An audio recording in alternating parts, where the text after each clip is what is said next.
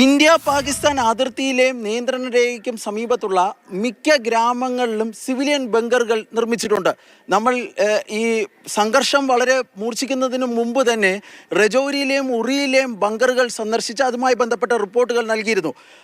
ഈ ബങ്കറുകൾ യഥാർത്ഥത്തിൽ വലിയ സഹായമാണ് ഈ സംഘർഷ സമയത്ത് ഈ അതിർത്തി ഗ്രാമങ്ങളിലൊക്കെ ജീവിക്കുന്നവർക്ക് നൽകിയിരുന്നത്. നമ്മളിപ്പോൾ നിൽക്കുന്നത് ആർഎസ്പുരയിലെ 0 പോയിന്റിലാണ്. 0 പോയിന്റ് എന്ന് പറഞ്ഞു കഴിഞ്ഞാൽ ഇന്ത്യ പാകിസ്ഥാൻ അതിർത്തി.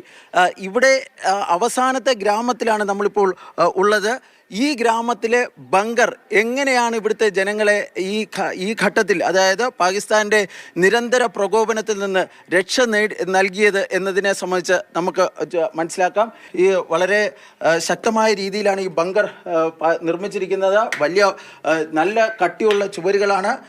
ഉള്ളിലേക്ക് വരികയാണെങ്കിൽ നമുക്ക് കാണാം ഈ പടി ഇറങ്ങി, അതായത് ഈ സംഘർഷത്തിൻ്റെയൊക്കെ സന്ദേശം കിട്ടുമ്പോൾ, സൈറൻ മുഴങ്ങുമ്പോൾ ആൾക്കാർ ഈ ഇവിടേക്ക് എത്രയും പെട്ടെന്ന് എത്തുകയാണ് ചെയ്തിരുന്നത്. അതിനുള്ള സന്ദേശങ്ങളൊക്കെ സർക്കാരിൻ്റെ ഭാഗത്ത് നിന്ന് കൃത്യമായി തന്നെ നൽകുകയും ചെയ്യുമായിരുന്നു.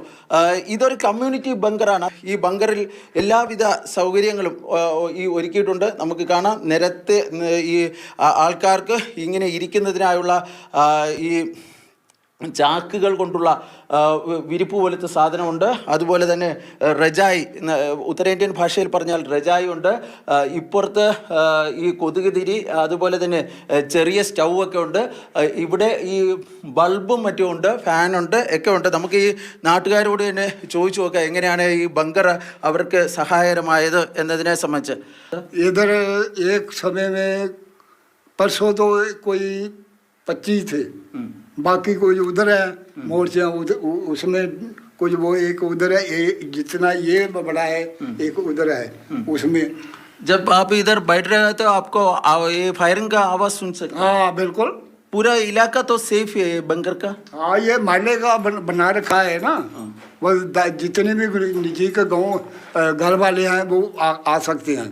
और वो उधर है, वो दो चार घर वाले जो उनमें बना रखे हैं, वो वहाँ घुस जाते हैं। भाई साहब ये एक मोर्चा इतना है ना, एक मोर्चा 7 है जी, 7 वाला देखा है ये 7। ओके। एक इतनी जगह उधर भी है। हाँ, मतलब 100 आदमी ना इधर रेस्ट हो जाता है. ആർഎസ്പുരയിലെ ഈ ഗ്രാമം ഇവിടെയാണ്.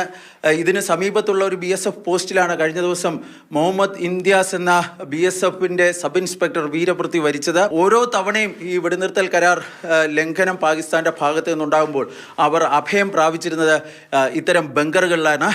ആ ബങ്കറുകൾ ഉള്ളതുകൊണ്ട് തന്നെ ആർക്കും ജീവൻ നഷ്ടപ്പെട്ടില്ല. വീടുപാടിനൊക്കെ കേടുപാടുകൾ ഉണ്ടായിട്ടുണ്ട്. പക്ഷേ എല്ലാവർക്കും അവരുടെ ജീവൻ രക്ഷിക്കാൻ വേണ്ടി സാധിക്കുകയും ചെയ്തിട്ടുണ്ട്. ആർഎസ്പുരയ്ക്ക് സമീപത്തെ 0 പോയിന്റിൽ നിന്നും ക്യാമറാമാൻ ജഗദീഷ് വിഷ്ണുവിനൊപ്പം B ബാലഗോപാൽ, മാതൃഭൂമി ന്യൂസ്.